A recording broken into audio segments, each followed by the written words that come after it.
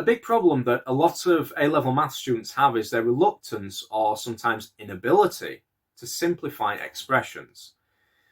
At GCSE and A-level, you're given a range of techniques for simplifying expressions, and these techniques include cancelling common factors, collecting like terms, factorization, and so on. Sadly, many seem to be under the impression that these are things that only need to be done when either 1, they are explicitly told to do so, or 2, when the question is obviously of a type, which is like one where they've had to say collect like terms previously. And there's a huge resistance among students when it comes to doing things like simplification, which they believe they're not going to get any marks for doing. Often when I suggest to students that during the solution to a problem, that they get into the habit of simplifying their expressions at each stage, the question I'm often very disappointingly asked is, will I lose marks if I don't simplify? Aside from the fact that this question is completely impertinent, the answer to it could be, not that it really matters, yes or no. It could be no because, of course, the mark scheme may not award marks specifically for simplification in this particular problem.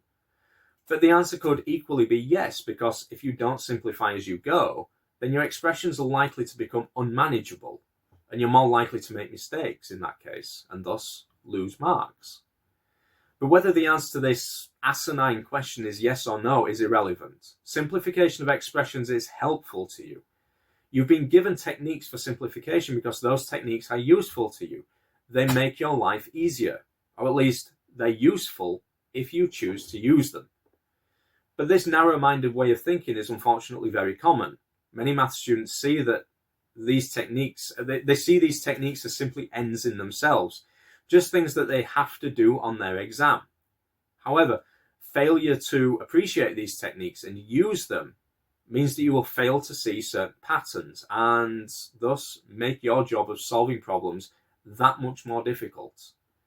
Not only that, but as I've already mentioned, by not simplifying, the expressions that you'll be working with will grow out of control. Simplification has to be something that you choose to do.